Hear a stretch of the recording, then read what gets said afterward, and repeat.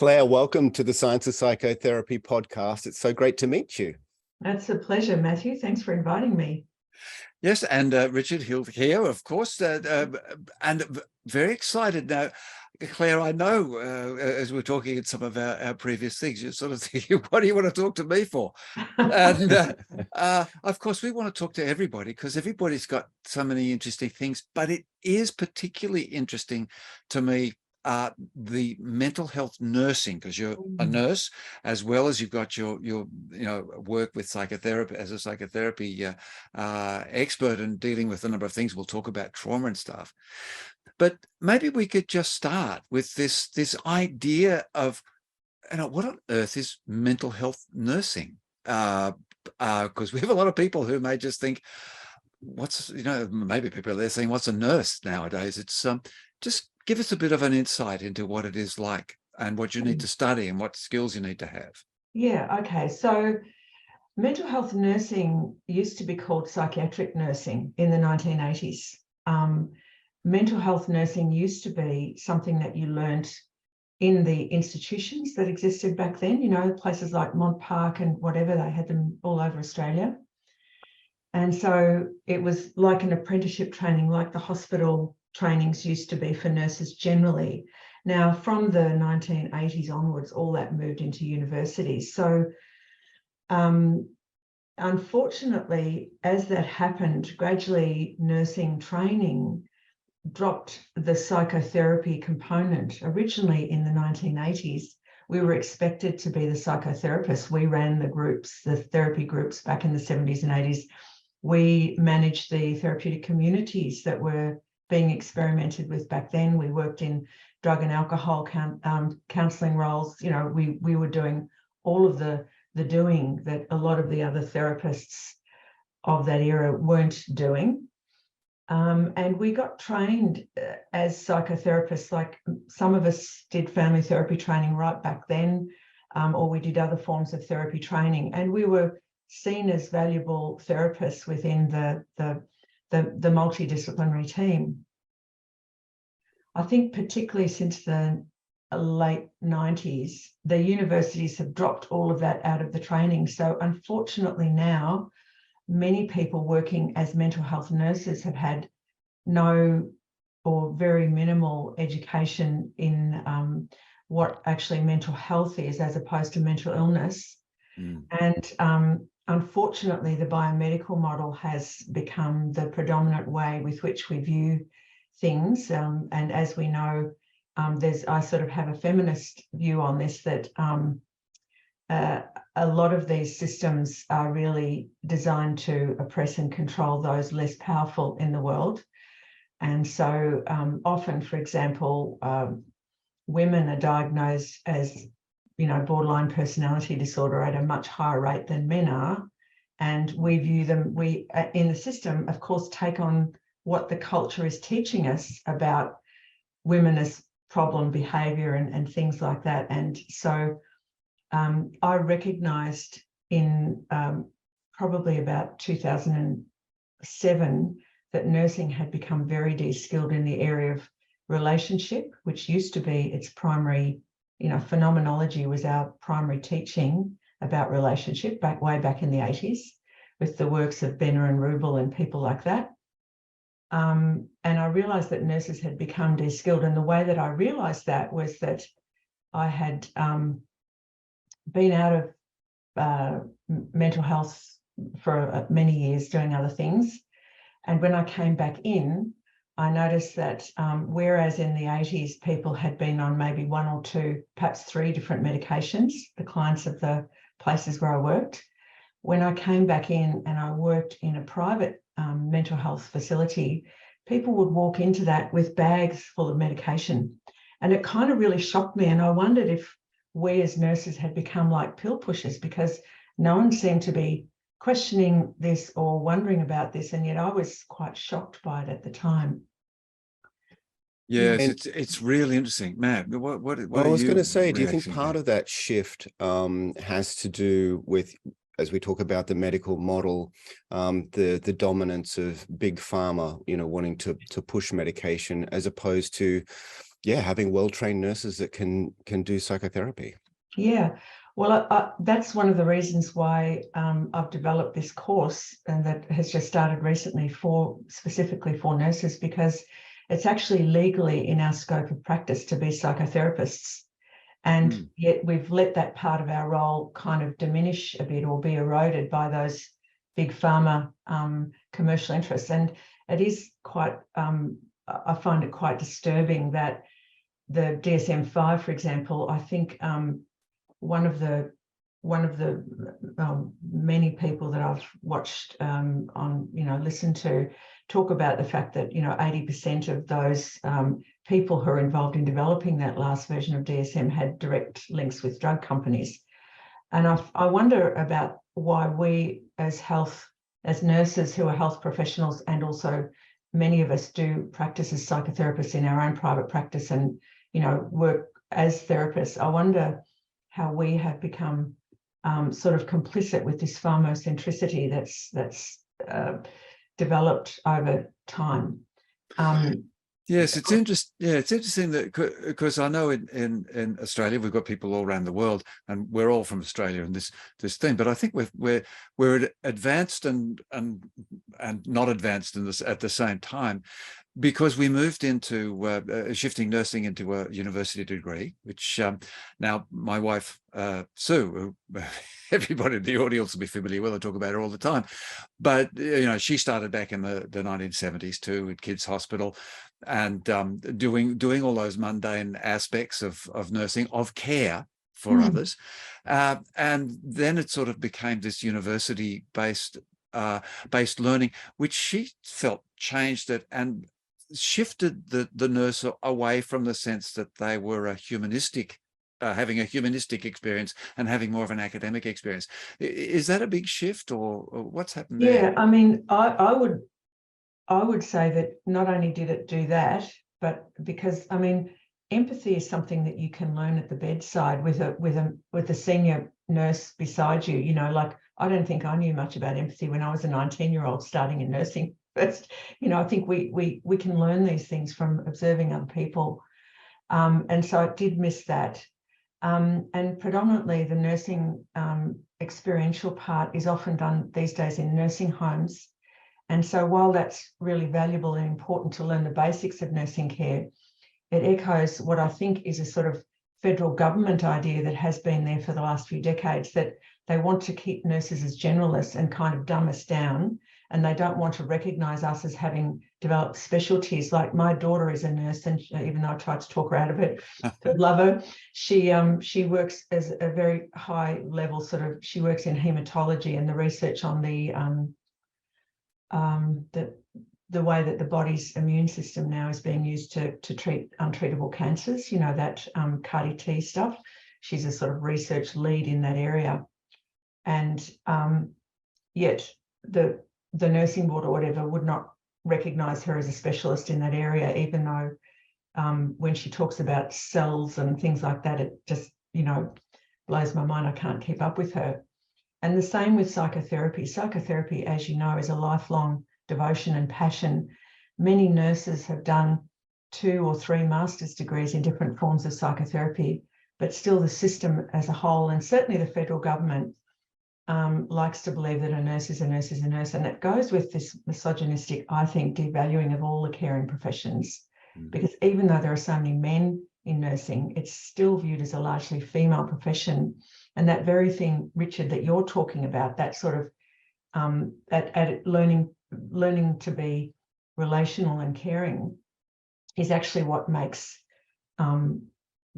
big policy drivers devalue nursing. And I think it's time we change that. I think we should be loud and proud about phenomenology and the primacy of caring, because it is, I think, key to healing people. And the system that we're in now, I mean, the Royal Commissions, numerous Royal Commissions have shown that the system is broken, and yet we just still keep putting band-aids on that system. I'm actually an advocate for a holistic approach to treatment and for wide teams. So, for example, I believe that there is an opportunity to put music therapy, art therapy, not just group therapy. Nurses should be able to run groups again. And that's part of what I'm setting up in my courses. But it's also about understanding that, you know, we might need an osteopath or a dietitian or an exercise physiologist. You know, all the research coming out now about the effect of exercise on mood.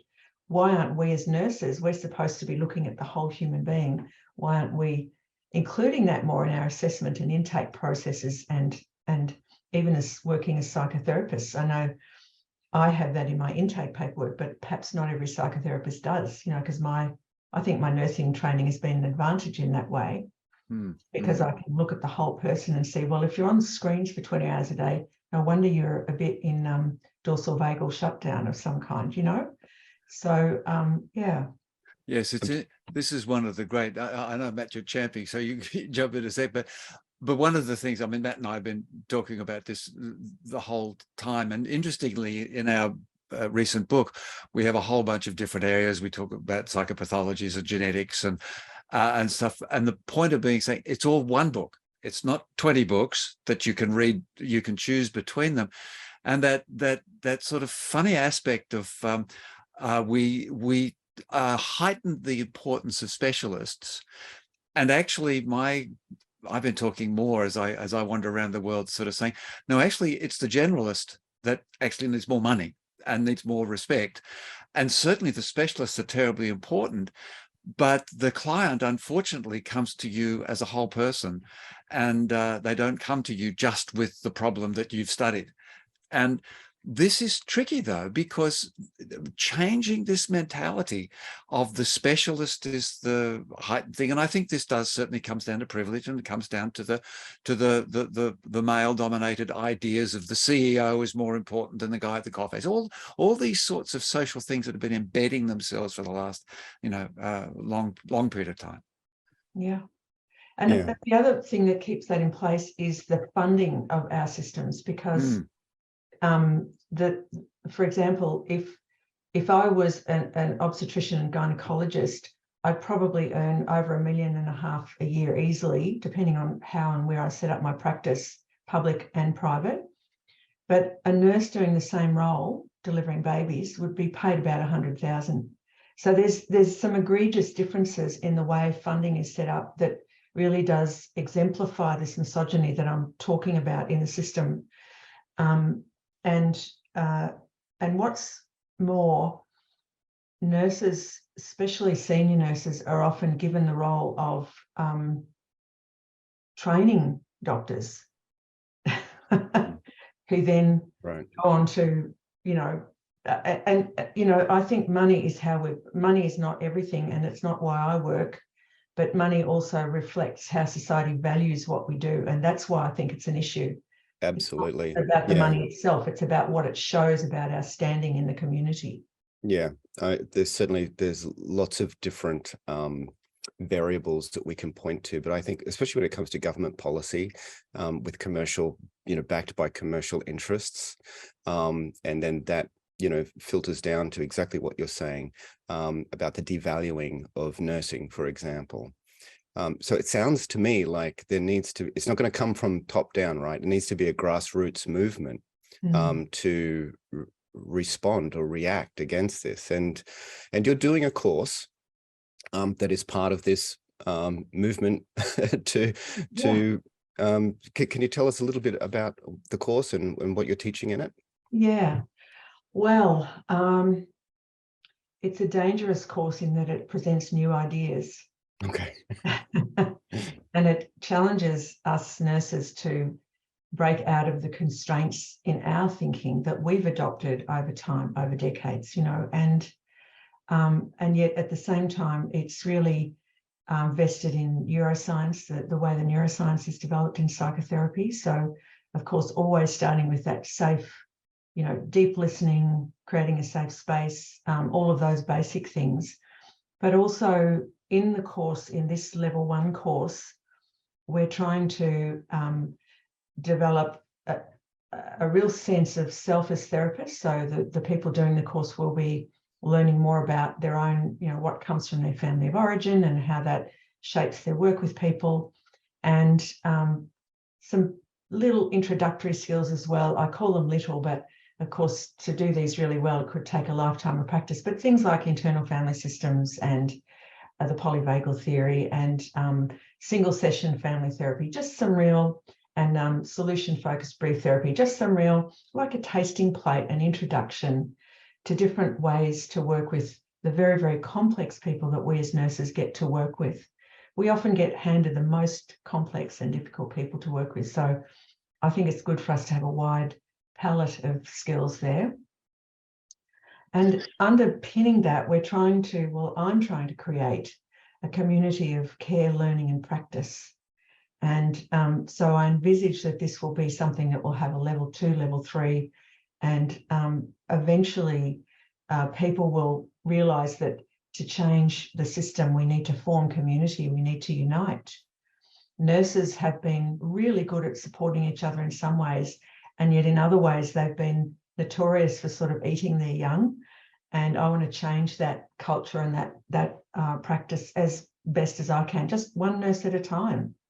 That's all I can do. Yeah, no, that's the education is always the point of everything. I know there are arguments. There's a number of people that you've talked about in relation to your interests that you've followed through, particularly those looking at the neurobiological functions. We certainly got obsessed, as Matt and I have been saying for ages, we get obsessed with the linear process, the cause and effect, and lose track that we are a complex system, and we have to look at the various and many different things that occur and things that pop up in the moment. I mean, this is the work I'm doing now in responsiveness, which is we're trying to get people to understand that things can change in a moment, and you need to be able to adapt your thinking. And so these sorts of things in the course, and we'll certainly send people to your website because we want them to look at this. If you've missed the start of this, I'm sure there'll be another one. That this sort of adaptability, is this something that the nurses are asked and expected to manage, whereas the hierarchy come in and just treat pinpoints of specific issues? Because that's what concerns me, is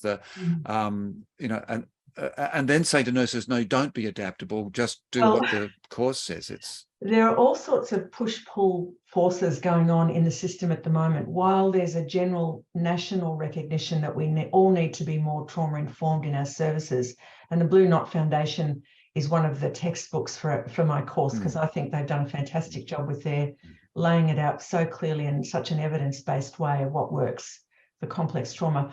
And we know that most of the people in mental health institutions have complex trauma. By far the majority have had experiences of complex trauma. So there's those forces saying, on the one hand, let's do this a bit better, and then on the other hand, there has been such a lot of pressure and such a lot of staff shortages through lockdowns and things like that, to the extent where some organisations, or many organisations now, are having to resource and recruit staff from Southeast Asia and places like that, where even the cultures are a bit different. So whereas, for example, in my nursing training, we were taught that it was our role to advocate for clients, and that means occasionally questioning doctors about what they're wanting to do and things like that, and working collaboratively with doctors. But in those Southeast Asian cultures, often it's not allowed for people to question and challenge what they see as authority. So we're having to teach the nurses in this course how to be a bit more proactive as well. So and then depending on their work setting, they'll either have more or less support for that, which is why this community of care, practice and learning I've described is so important. And I think supervision for nurses outside of their workplace is so important, because some workplaces are fantastic and really supportive of change. But I have to say, I think the majority is still struggling with change, and for various reasons. And it's not all the organisation's fault either, because if you think about what happens in the brain when we're under threat constantly, we go into sympathetic activation and our frontal lobe shut down, and we can't make good quality decisions.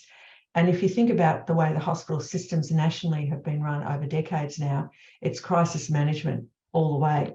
And so the executives at the top often, you know, for example, here in Victoria, money has been given to boost mental health services, and then I hear from various sources that perhaps some of that money is being taken back now to help the state budget. And, you know, think about what that does to service providers, the people at the top who are trying to implement change and do best practice and reduce seclusion and restraint and all those things, and yet they're in this sort of whirlpool of things. So I think the more we can gain public support for the changes that are necessary, the more that will feed into what politicians do in terms of supporting hospital structures.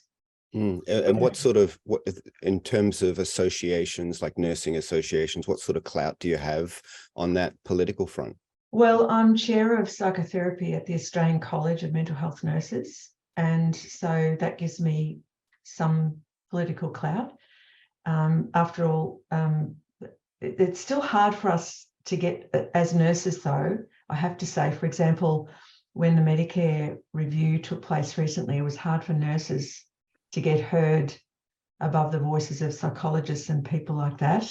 We had some people there trying to represent us, but because the other thing is that the government doesn't want to give nurses access to Medicare the way it does other professionals. Even if we've got a couple of master's degrees in psychotherapy or whatever, we can't access Medicare the way that other professionals do. Or if we can, we're paid at the very lowest rate, like $57 for a session compared to other, you know, it's sort of tokenistic. So we need to advocate for parity, not just treat us nicely. We need to advocate for parity. And I think some of that has to come from our professional organisations. The Australian College of Nursing should be advocating more for nurses in that regard, I believe, than they do. The Nursing Midwifery Board, the National Board, should be doing that more. I think as nurses, unfortunately, we're a bit too nice. You know, we're a bit too giving, almost. There's almost a self-sacrificing mentality among us sometimes, and that doesn't do us any favors. Yeah, So, like most of us in the helping professions, we're very much like that. It's our personality. And we have this. I mean, because the other difficulty with the mental health nurses and working with psychotherapy is that, of course, psychotherapists and counsellors are kept below that line by the bureaucratic frameworks, even though we're working very hard to do so, to change that. And it is advocation. And, you know, people also know my family is very involved in the area of advocating in domestic violence, which is an incredibly important area of mental health, as well as it is personal safety. And it requires advocacy. But as we're seeing in what's going on with a lot of, I suppose, social care and social awareness, and we've just had the extraordinary couple of weeks where we're looking at with Pride and the sort of the LGBTQIA community, but really it's just oppressed communities everywhere and disadvantaged communities everywhere. So if you're an advocate, this is a great time to step forward. And I think what I love about what you're saying is, no, you don't have to all go out and bash your head against a brick wall on your own. It's forming communities. And how are some of these communities, how do people find these communities? What are some of the thoughts for those nurses and people and therapists sitting out there saying, I could have a voice, I've got a bit of time to say something? Well, I think it's hard for me to recommend any community without reference to Carl Jung's shadow.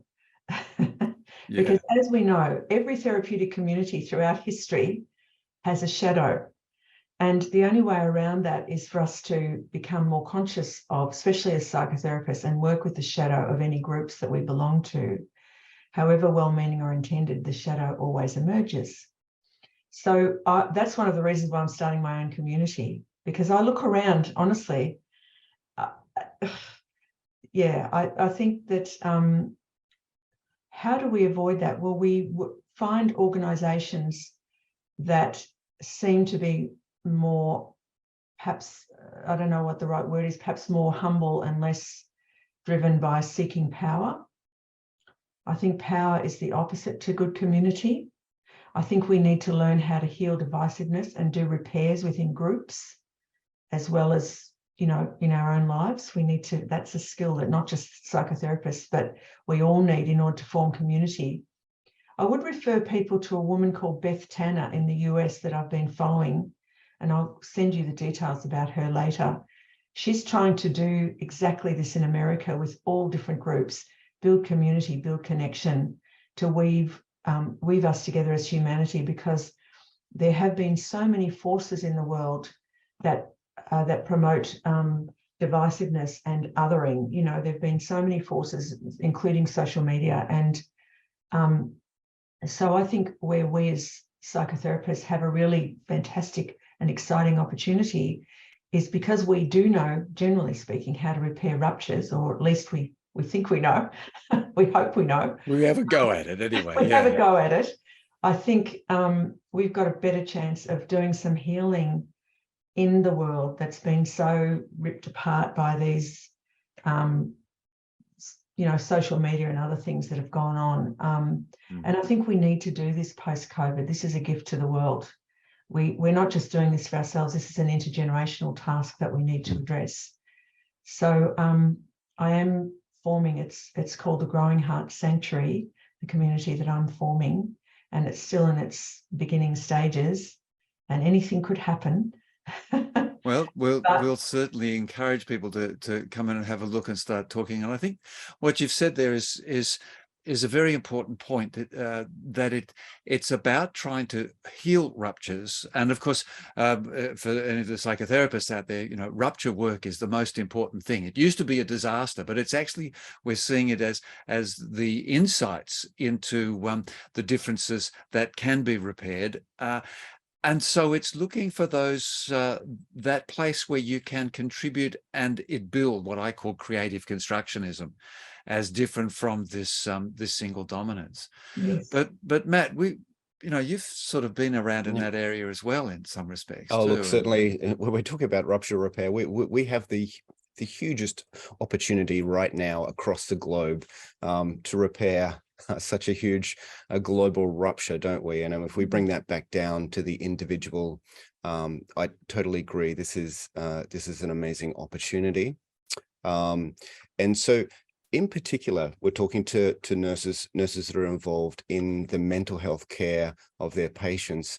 What sort of final word of encouragement would you have for your colleagues? Okay. I would say be loud and proud of your psychotherapy credentials. Do not hide your light under a bushel. Do not hide. Come out. We need you. And the world needs more therapists and therapy right now as never before. And so be proud of who you are and claim your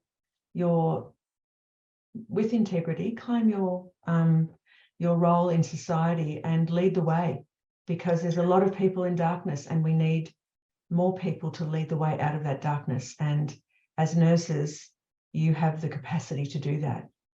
Yes, you've been studying for this role. Take on the role and pursue it. And it is one of the things that gets frustrated by agency domination, by industry domination, by financing domination.